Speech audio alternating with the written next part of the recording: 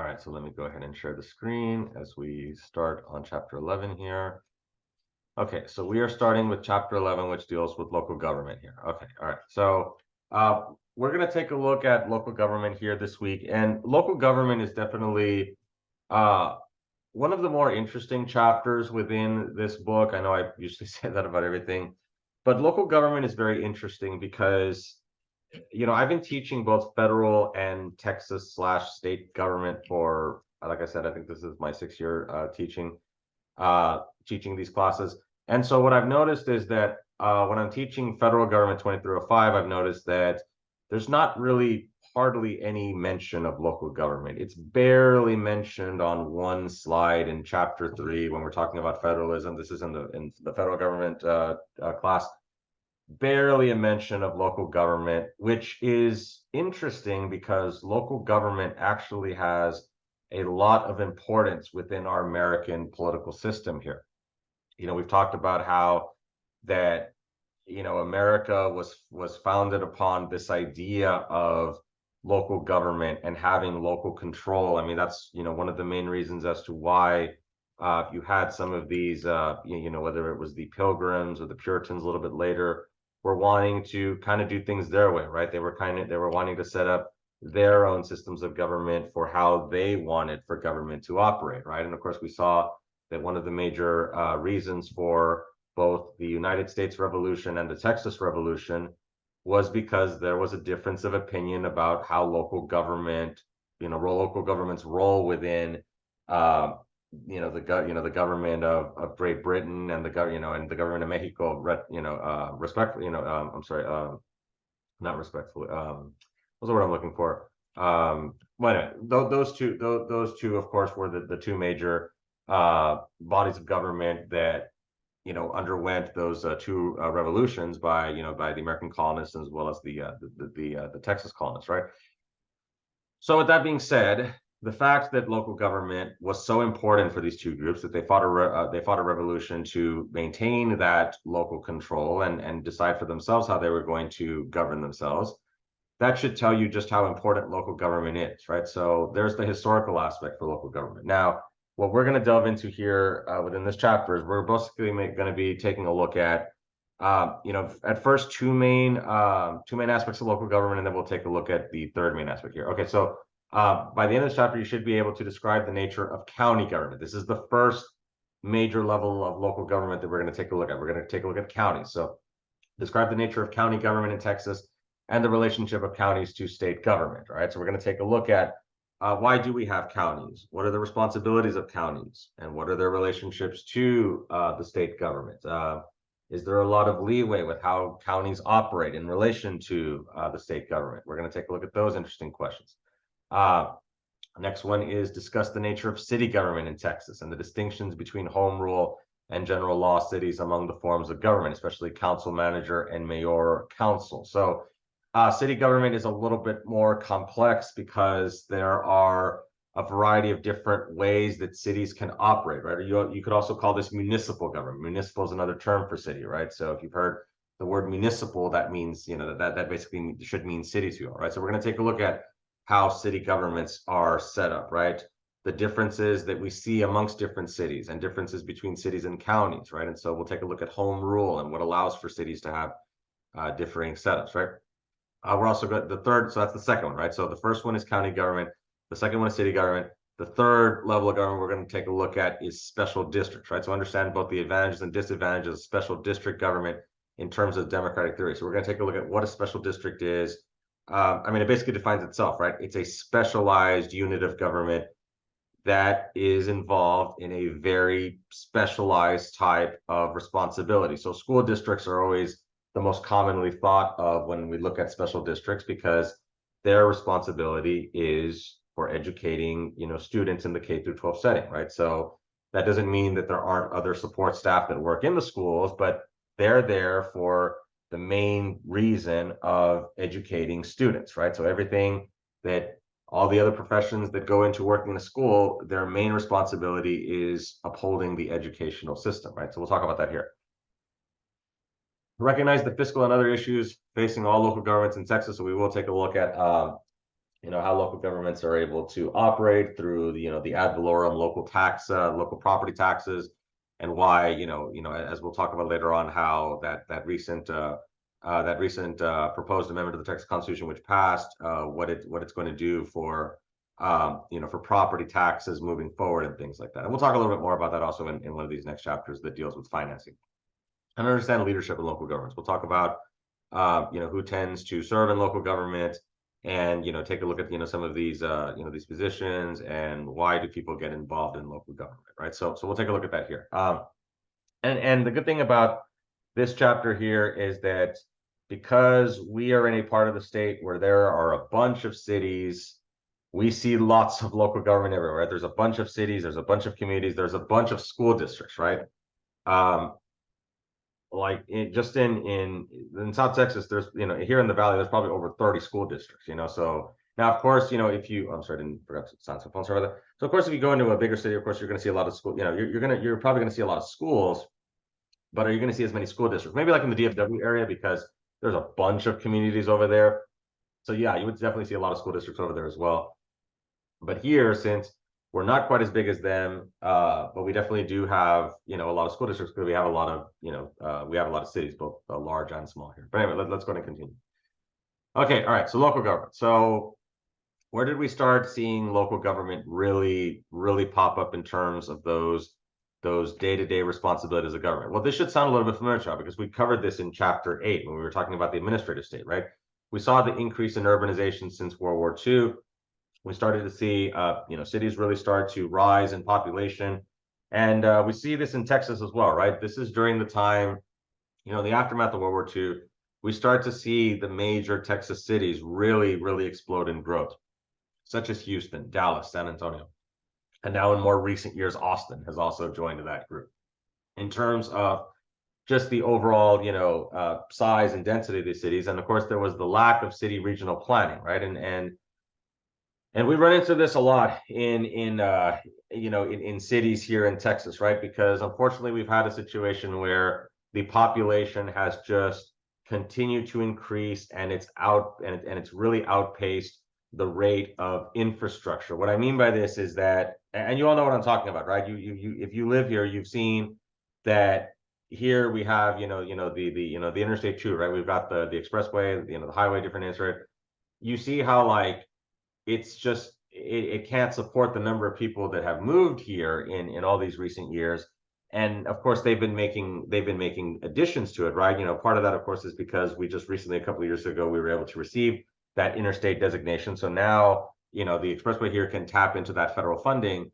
But even then, it's still not going to be able to keep the pace of the amount of people, right? They're adding those lanes to that expressway, but have y'all noticed that it's still backing up, right? And it's probably just always going to be that way, right? Because the infrastructure cannot keep up with the amount of people that are moving to these places, right? I mean, we see this also in Austin, right? Austin is just just a nightmare when it comes to, whether it's on I-35 or even on the MOPAC on the western side of the city. I mean, there's usually traffic on all ends on those, especially during rush hour time, right? So you see how that this lack of regional planning just really rears its head, but even more, but we see it even today in terms of just not being able to keep up with the demand for these government services. And that's one, right? Transportation is one, but there's other types of local government services that have just not been able to keep with the growing urbanization of Texas here. And so we also have what's called Dillon's Rule. Dillon's Rule is the mandate that local governments are creations of state governments, and their powers and responsibilities are defined and can be limited by the state. So Dillon's Rule is the opposite of federalism. So we talked about how that in federalism, that the states and the national government are kind of equal, right? In terms of, the national government, can't necessarily tell the states what to do when it comes to state affairs, right? Now, of course, there is some debate about that in terms of Congress having the overwhelming power to be able to pass legislation under what is called the Commerce Clause, right? And there's debate on in terms of does that mean that Congress has almost virtually unlimited authority to pass any law that they see fit? I'm not going to go that far to say that, but there are, but there have been some arguments that have been made that, when it comes to the Commerce Clause, that it might be interpreted a little broadly. But with that being said, that's a whole other story. Let's just go with the actual textbook definition of federalism. That, the idea is that the state governments, they have their unique state responsibilities, and the federal government cannot necessarily tell the states what to do, right? Like President Biden cannot tell Governor Greg Abbott what to do, right? Governor Greg Abbott does not work under President Biden, right? So they have to try to work together, because this is a federalist system. However, though, can Governor Greg Abbott, can he direct for the Texas Education Agency to tell the school districts what to do? And the answer to that is yes. That's why if you're a school district, you can't go and tell TEA, you know what, our kids have had it really rough these last couple of years with the COVID pandemic and all the learning that's been lost in that. And so, you know what, we're just going to opt out of state testing because we just don't think that it's fair. We don't think that it's an accurate representation of our students, and we just don't agree with it, right? Good luck with this. If the school board wanted to do that to tell TEA that.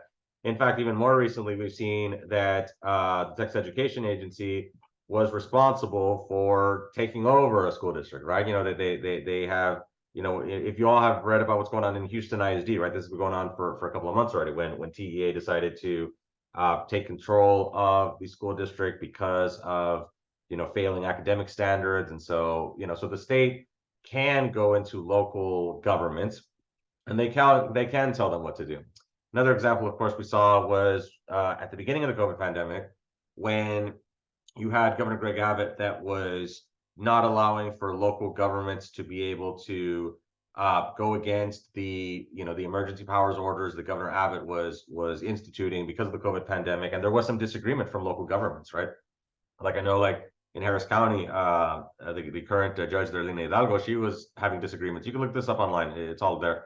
She was having disagreements with Governor Abbott about the how to address the COVID situation, right? So that doesn't mean that it's always smoothly, right? There are some disagreements between the local governments and state governments, but the difference is that the local governments, they are limited in what they can do because of Dillon's rule here.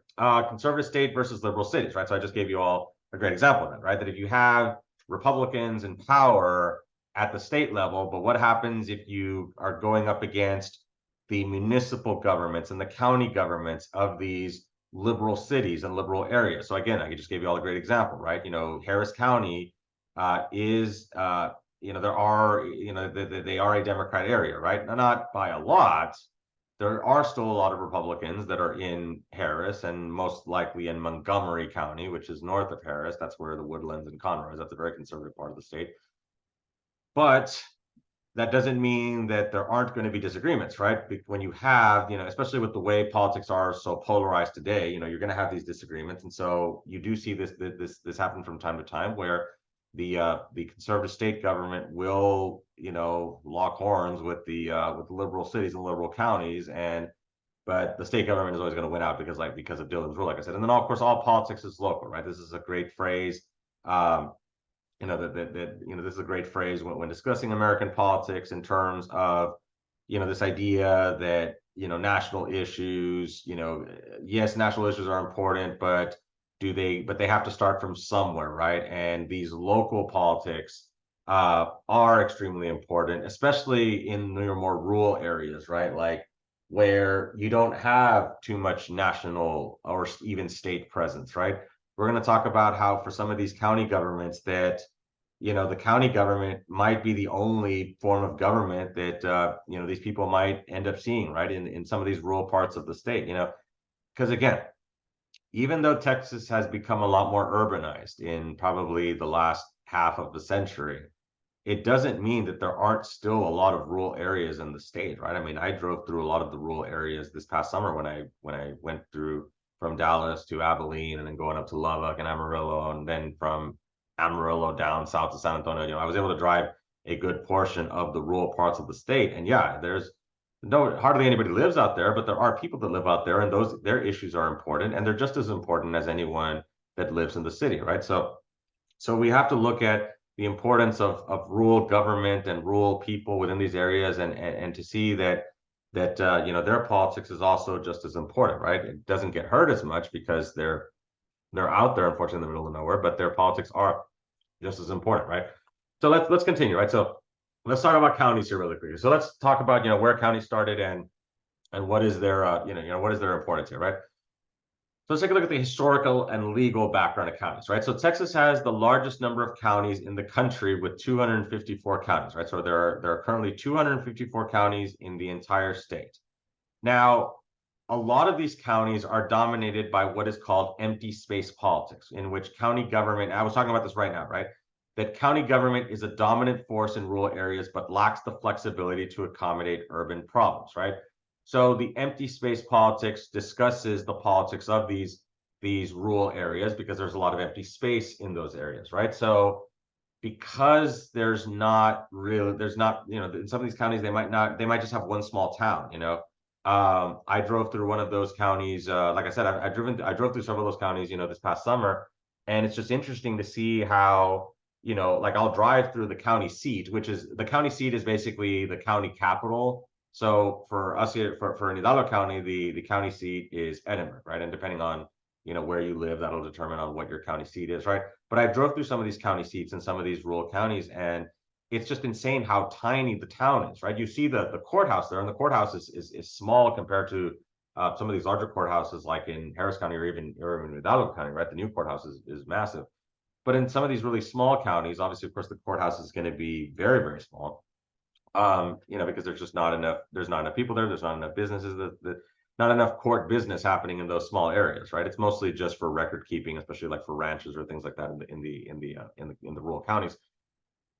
So it is the dominant force in government. It's usually the only major form of government that we see is the county, but it also lacks the flexibility, like we said, to accommodate urban problems, right? So an example of this would be it might not even necessarily be an urban problem, but it could just be a problem that goes beyond the county. So an example of this is, I'm sure you all have been keeping up that there has been a lot of this border instability, right, along the Rio Grande, right? There's been, it's become a national issue. It's been discussed. I mean, and it hasn't been just this year, right? This has been going on for many, many, many years in terms of, when it comes to the undocumented immigration that's coming over, like you probably have seen, they set up the buoys there in the middle of the Rio Grande there in Eagle Pass, and we've had immigrants coming over through Eagle Pass. And so what happens is that, yes, you've got the Border Patrol there, and of course you also have DPS assisting right at the state level, right? But sometimes, if let's say some of these immigrants are able to let's say they're able to, they're able to go undetected from the Border Patrol or even from DPS, then you have the county governments, right? You have the sheriff's department in some of these really rural counties, like in Valverde County, Maverick County over there, again, near Eagle Pass and going towards Del Rio, right? These counties are not very big when it comes to their police departments, right? Their sheriff's departments, because there's just hardly anybody living over there, so they don't have enough of that tax revenue to pay for more officers and more equipment. I mean, like whenever I drive through Brooks County and I see that the police departments will usually have like older vehicles or things like that because they just don't have the money to replace them, so it's just, it's unfortunate, because they just don't have that money coming into the local level. But again, you see some of these problems that are not county problems, but they still have to address them, right? So that does become an issue. Counties continue to handle the judicial business of the state, collect state taxes, and administer elections, right? So counties are, and again, and this is one of the main reasons, let me see, I think it talks about here. Yeah, so let's of course talk about the history, right? In terms of the whole purpose of why counties were created in the first place, right? So if you recall from, and the book talks about this, right? That because Texas is such a massive state when it comes to size, right? Texas has always been a huge state. It's never been small. Back then, and still to an extent today, because even with driving and transportation, Texas is still huge. I mean, it still takes you hours to drive anywhere. To get out of the state takes like over a day to just get out of the state. With that being said, back then it was an even worse situation, right? Because if back then, before the counties were created, if you needed some sort of official record from the state, like, state records, state documents, you would have to go all the way to Austin. And remember, this is before cars, right? So this is where you have horses and covered wagons. I mean, it would take you, if you're over there like on in the Panhandle, it would take you weeks to get to Austin and then weeks to go back. So the whole notion of a county was created so that people wouldn't have to go to Austin all the time for everything, right? You could have, you know, state records and state business, you know, being conducted at a more local level, right? To kind of bring the state government to you, so to speak, right? So counties still do handle a lot of state business, right? When it comes to judges, right? We talked about how that, you know, we have state judges, right? You know, the district judges, those are state judges, but they operate at the county level, as well as, you know, collecting the state taxes, such as the sales tax. We'll talk about that a little bit later, right? Those are collected you know, through local governments. Local governments will also, they'll collect state taxes and also get a cut of that as well. We'll talk about, when we talk about the sales tax, we'll talk about how most of that goes to the state, but some of it stays in the local government here, as well as the administering of elections, as we talked about before. That yeah, we have mentioned it before, right? That the county elections department is responsible for running and administering the elections, and then they send that information off to the Secretary of State's office in Austin. So yeah, we'll talk about that a little bit more. And then counties, of course, are creations of state government, but have substantial discretion. We'll talk about how that discretion operates. Okay, let's go to the organization and operation of county government here. So we're going to talk about the county judge and the commissioner's court here. So the commissioner's court, as I'm going to show you all here, I want you all to see, you know, the way the commissioner's court is set up, right? So every county in Texas operates the same way, where you have a county judge that presides over the 4 precincts of the entire county, because every county is divided up into 4 precincts, regardless of size and population. So you've got one county judge that oversees the entire county, oversees the 4 precincts, and then you have 4 county commissioners that oversee their specific precincts here, right? Now, let me stop the share really quickly because I wanted to see if I can. Let me show this to you all really quickly. Let's see. I want to show you all the precinct map here. Okay, so let me show you this here for. Let me show you this one here. Yeah, I want to show you all the 4 precincts here. So let me show this to you all really quickly. Or let's see. Or you know what? Let me share the screen so that way you all can see this here really quickly, and then I'll show you all the precinct map here. Okay, so again, so this is from the Hidalgo County website here. So this talks about how that Hidalgo County, again, this is the county government, right? That the county is divided into 4 precincts and overseen by 5 elected officials, which includes the county judge. That's the 5th one, right? So each precinct is served by a commissioner. Together with the county judge, they comprise the commissioner's court, which oversee and govern county business. County judge presides over the commissioner's court and serves as the county administrator, right? So these are the names of the commissioners, and this is the precincts, right, in terms of where they are located. So I want to show you all. Let me stop the share again, and then I'm going to show you all the map here really quickly, so that you all can see what the map is for the setup here for Hidalgo County here. So let me just let it load here for a bit, and then you know, and again, and depending on you know, depending on where you live, of course, your county is also going to be, you know, set up in terms of their own precinct maps and all that. But I want to just show this one to you all really quickly. So let me go ahead and share the screen again, so that way you all can see what this looks like here. Let's see, where's the zoom here? Okay, so okay, wait, hold on. Give me just a moment. Let me see where's. Okay, no, it's because I went to the wrong one. Okay, hold on. Let me do this. I've been doing this for a couple years, and it's still confusing.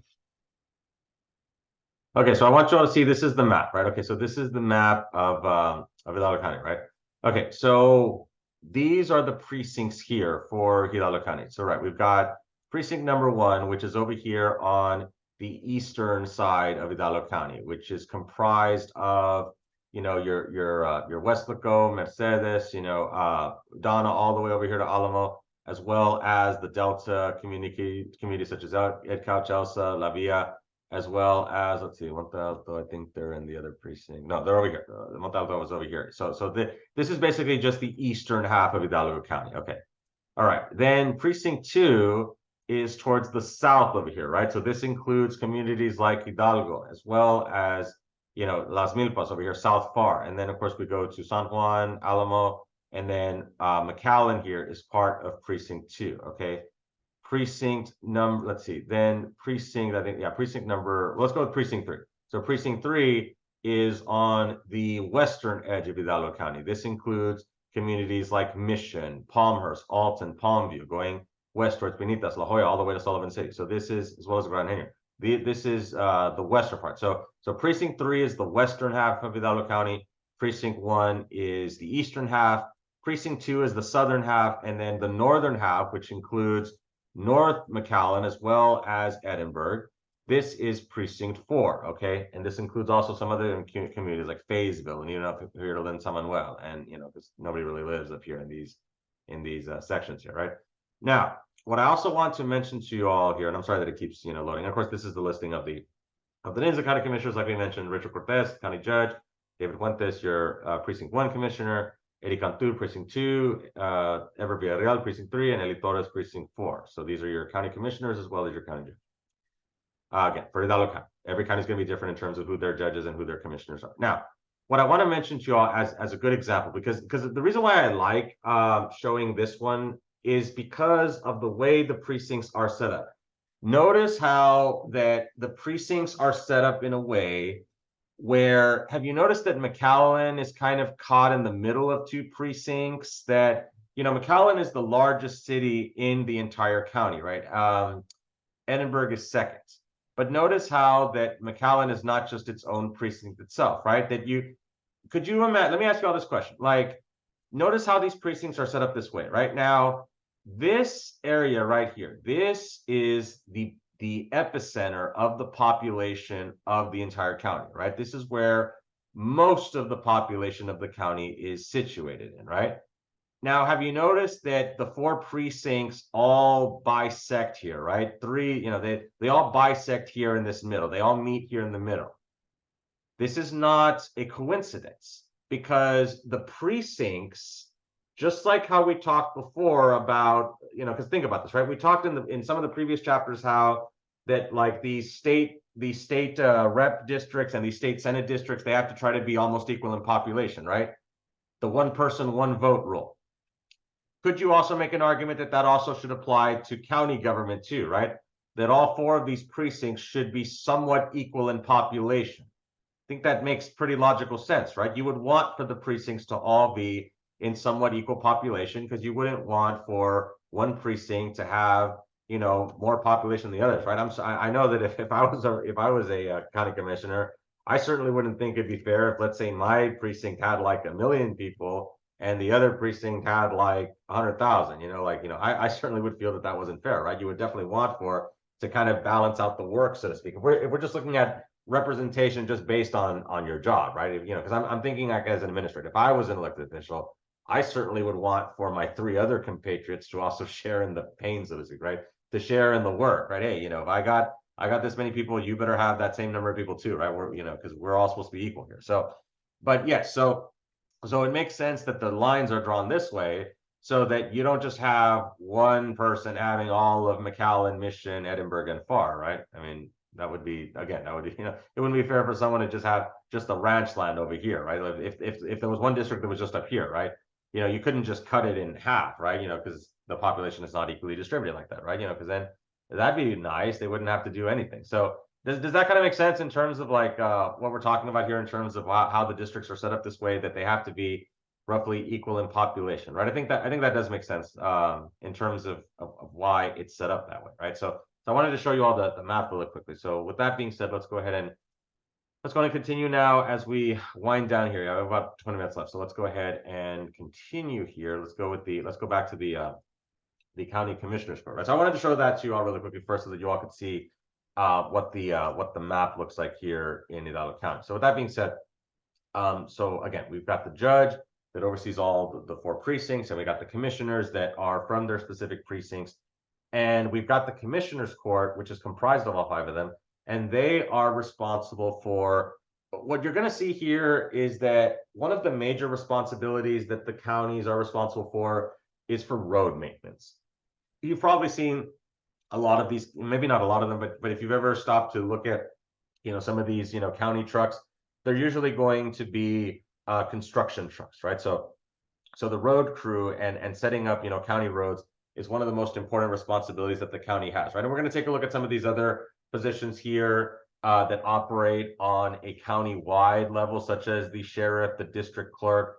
the county clerk, the surveyor, the attorney, the district attorney, the tax assessor and collector and the treasurer, as well as justice of the peace and the constables. And then we're going to take a look at the home demonstration agents, agricultural county agents, the health officers, and then the different departments that flow from them, right? As well as the district judge and auditors that are, that are the district judge is the one who's supposed to appoint the auditor here. So the district judge is responsible for county affairs. Okay.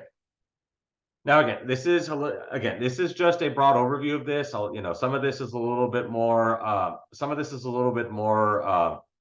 more detailed than this, and every county is going to be a little bit different in terms of some of these smaller counties aren't going to have as many of these. Like they're probably not going to have an auditor if they're very small.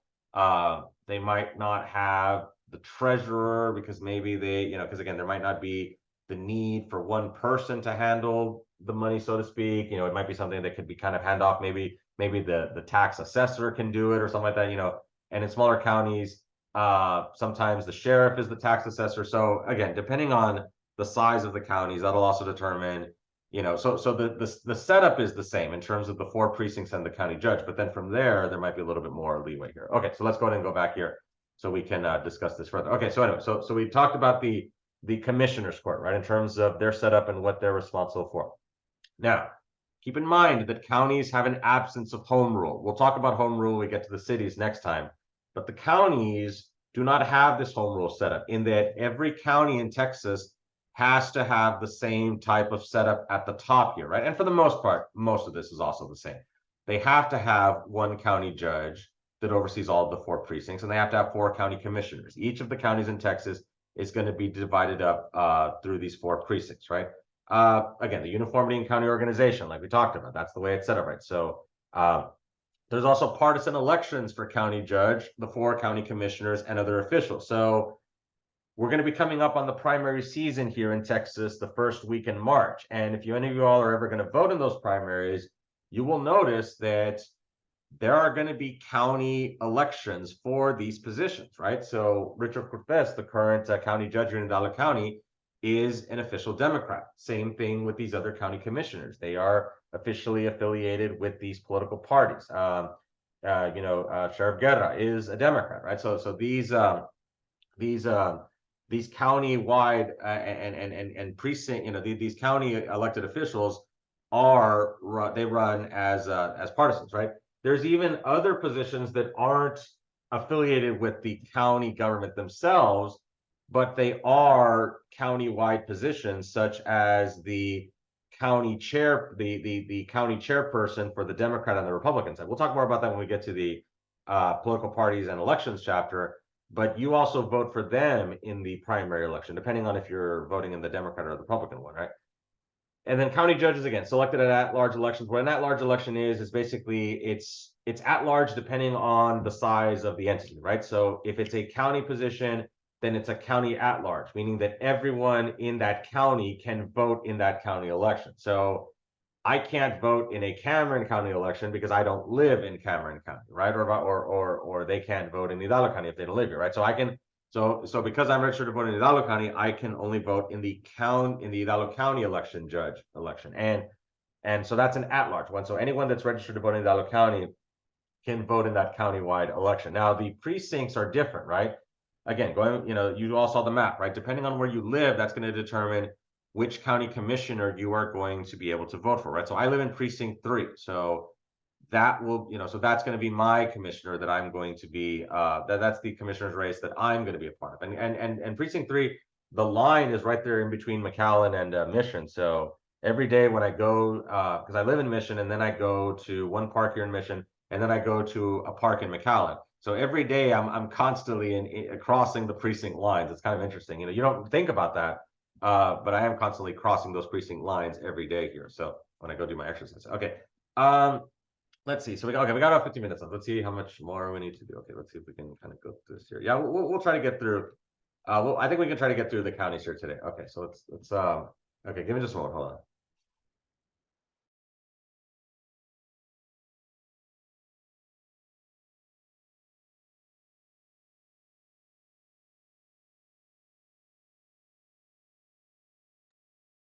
Okay, everyone. All right. So let's talk about organization and operation of county government. Now,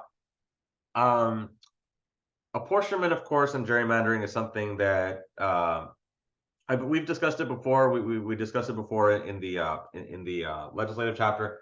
But let's kind of talk about this. Let's discuss gerrymandering as it relates to county elections and county precincts and districts here. So again, so of course we have to mention that, of course, apportionment is the process through which, through the census data and population data tallies and research and crunching the numbers, we're able to determine how much representation belongs in a certain community, right? Whether it's nationally for Congress or at the state level or even down to the local level.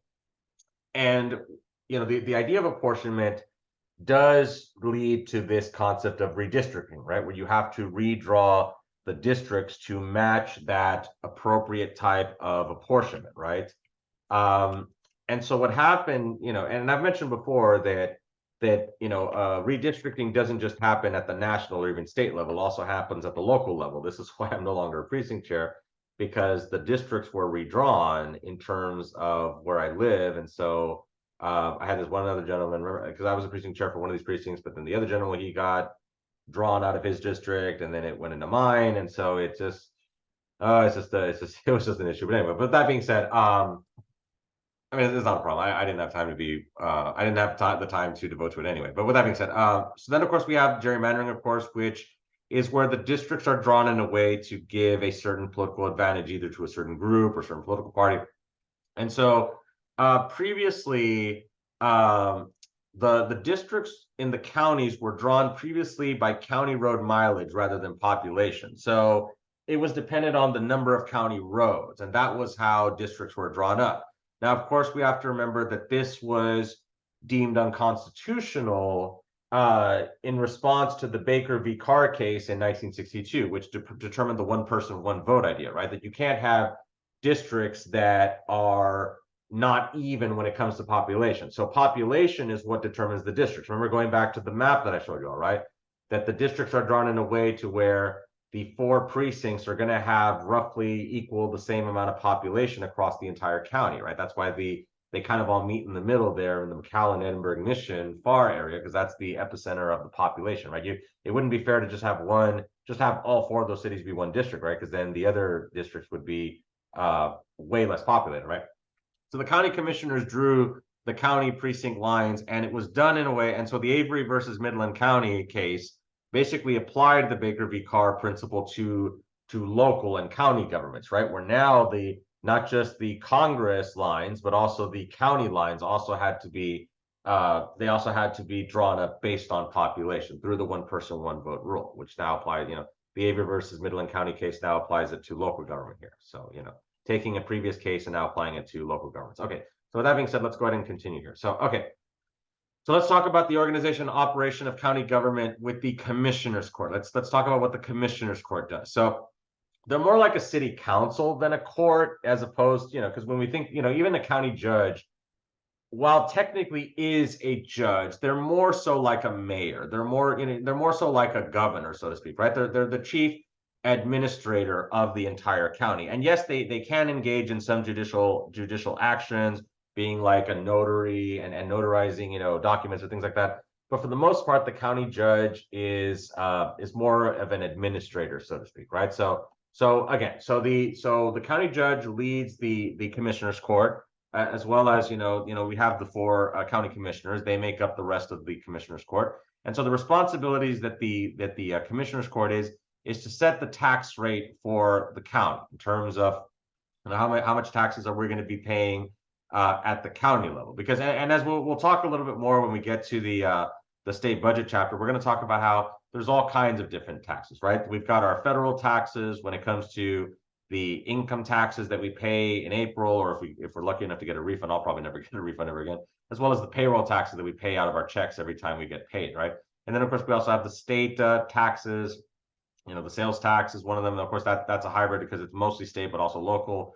And then, of course, we also have our local taxes, right? That's where, we'll talk about the ad valorem property tax a little bit later on, right? But the county sets those tax rates, for county taxes.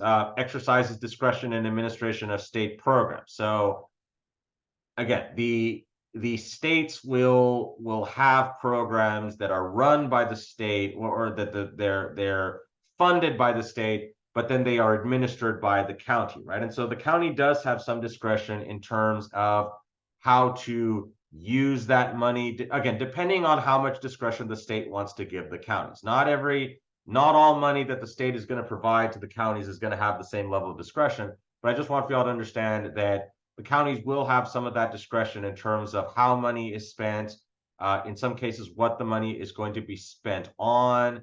And and especially like more recently with the start of the COVID pandemic, we saw that the federal government was providing money to the states, and then that was also trickling down to local governments, and they had some pretty wide discretion in terms of how some of that money was used, like especially like money that was used by the school districts in terms of updating their air filtration systems and things like that. And but some of the districts maybe didn't quite spend all of it there. Maybe they used it on other things that they were needing, and so that there was some discretion on there. So the counties also have discretion in terms of the of how the state programs are going to be administered, in terms of how the money is going to be used and how they're going to go about running those programs here. Most important is setting the county budget, right? So this is definitely the most important responsibility that the counties have, in terms of taking all that tax revenue and determining how it's going to be spent, right? What to spend that money on, whether it's going to be spent on upgrading the roads, right? We talked about how that's probably the main responsibility the counties have, in terms of the more direct responsibility is to maintain roads and upgrade them, right? But there's also money that can go into county health clinics, as well as money can also be used to for the running of elections, right? And we see that like I mentioned before, and again, we'll talk about this when we get to the elections chapter, but we'll already mention it right now, that the way elections operate in Texas is that you have the counties that run the elections, right? You've got the Dallas County Elections Department. They administer the elections. They decide how many polling locations we're going to have, who's going to staff those polling locations based on hiring of the poll workers that work for the county. And then the county judge is able to once that information is turned over by the election judges, because every poll site is going to have an election judge, and then those election judges are going to turn over that information to the county judge, and then the county judge will certify those election results, and then those election results will get sent off to Austin, to the Secretary of State's office, right? And then they also determine the district lines for other elections, like I mentioned, in some of these these local precincts, right? The counties can also determine those lines, as well as also, of course, determining the lines for the precincts as well. The state just says that they have to have 4, but the counties will determine what the lines are. And again, considering, like I mentioned, that you can't have them all uneven, right? They have to have equal amounts of population here. Okay, and then organization and operation of county government. So let's kind of go through these, these positions really quickly. So for the county officials that we see here, again, we talked about the county commissioners. They run the specific precincts. They're basically the chief administrators for that precinct, right? You could think of them as kind of like the mayor of that precinct, right? They're responsible for overseeing county affairs that occur within their precinct. Of course, the county judge is responsible for overseeing the entire county, and as we mentioned, in terms of those responsibilities that the county judge has. Also keep in mind that the county judge is also responsible for emergency management, right? And so the county judge will also work with the county health officer.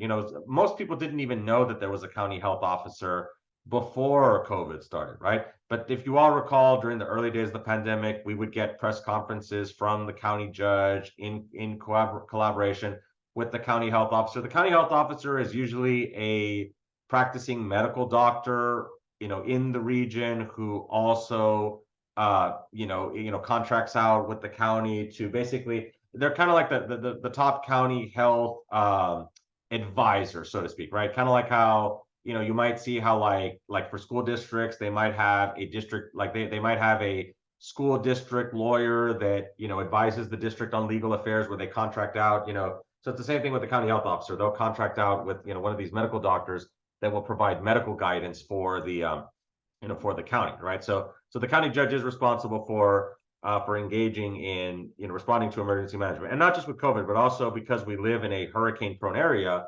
County judges will also get involved with coordinating with the state and federal emergency management, such as FEMA, as well as DPS also helps out with emergency management. So they'll coordinate, if you've got like an incoming hurricane that's coming over here, right? And things like that. So then, of course, the county sheriff is the top law enforcement official within the county. The sheriff's department is responsible for a variety of different things. They're mostly responsible for, well, probably their most evident responsibility is manning the county jail, right? So this is where you have inmates either who are awaiting trial and they can't afford to post bail bond, or maybe the judge feels that they're too dangerous, so they're not going to have that luxury. So then those defendants will stay in the county jail until they're either found to be not guilty or they're found to be guilty, and then they have to serve their sentence. And then if it's a long sentence, they'll be transferred over to the Texas Department of Criminal Justice, the prison system. Or they also have people that are serving what are called state jail felonies, right, where they're just serving like a year in the county jail, right? So you also have convicts there, but very minor ones there in the county jail. But the sheriff's also responsible for the county constables. Usually every precinct is going to have a county constable. That is an elected law enforcement official. And then so again, similar, the sheriff's department is kind of similar to the way the commissioner's court is set up, where you have the sheriff that oversees all of the entire county, and then you have the constables that have their specific precincts, and then down from there you have the deputies that are hired by the sheriff's department, as well as the jailers, the detention officers that work in the jail and also transport because I've seen them, because I used to work in the courthouse many years ago, and I would see the detention officers transport the inmates over to go and go before the judge, right? So but yeah, so, and then of course also the county sheriff is responsible for enforcing for law enforcement, usually outside the city limits, but that doesn't mean don't speed by a deputy just because you're in the city, right? They do have interlocal agreements with their own with the other municipal police departments. They do help out, and the sheriff deputies are also responsible for like engaging in what's called process serving, where if, let's say, you get sued by a company and they're trying to find you, then they can go and they can serve you to where you've officially gotten the documents, and so that you need to go before a judge and things like that. So yeah, I've also thought about doing process serving, like because private citizens could also do private serving as well. So it's something that I've thought of doing.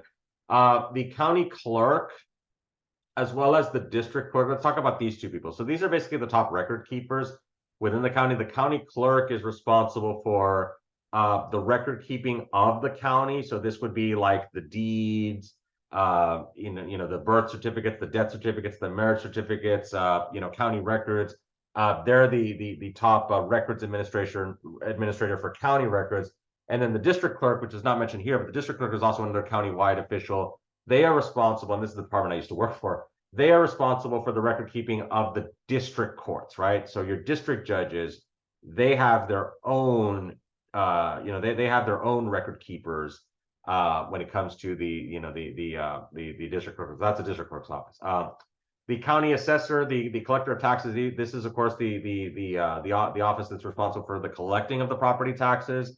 So I know that, and they work in conjunction with the county appraisal district, which is interesting because the appraisal district is actually a state organization. This is something that I learned more recently, right? That they because their name is a little bit confusing, right? They share the name of the county, but they're technically not county employees. They work for the state. So it's a state agency that goes to all the different counties. These are the people that go in and they'll go to your house and they'll assess your property value so that then you can get taxed on your properties, right? So we'll talk about property taxes and tax a little bit later on. Just the piece we've talked about before in the judicial chapter. These, of course, are your lower level judges that handle your you're not too. I'm sorry, I'm tripping over my words here. Your small civil cases, not totaling too much money, as well as your minor criminal offenses, right? And then, of course, the county treasurer is responsible for overseeing the money that the county has and keeping record of it, and providing reports to the to county government. I know it's already time to go, so let's see if we can just finish this off really quickly. So again, the county treasurer is responsible for overseeing the money and the record keeping of the money. and ensuring that that the records are accurate in terms of the amount of money that the county has.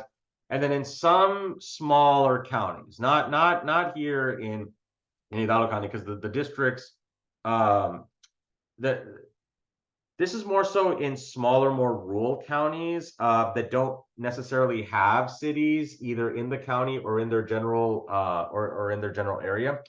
So if you go west from here, past Starr County, going towards Zapata County and Webb County, going towards Laredo, Zapata County, technically, they don't have a city. There is no official city of Zapata, Texas. It is just, it's called a census designated place. So yes, it's large. It's large enough to be a city, but it's not technically a city. There is no mayor. There is no city government there. It's just all run by the county.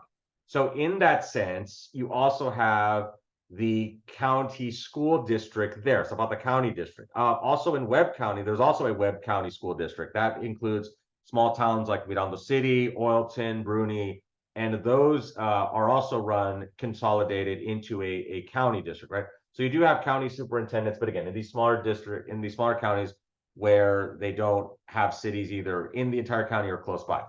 Okay.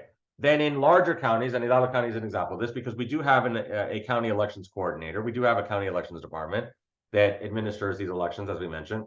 We also have an auditor in populations over 35,000, which again, an auditor is responsible for, ensuring that the money's being spent. So the treasurer basically keeps track of the money, but the auditor is the one who who investigates to make sure that the money's being spent the way it's supposed to, right? That it's being spent the way the commissioner's court approved for the money to be spent. So the auditors will go and make sure that there's not any kickbacks or anything like that, that the money is being spent the way it's supposed to. We already mentioned the county health officer, especially we saw that in the last couple of years because of the COVID pandemic. And then the county agricultural agent and the home demonstration agent, these are positions that also work in conjunction with Texas A&M.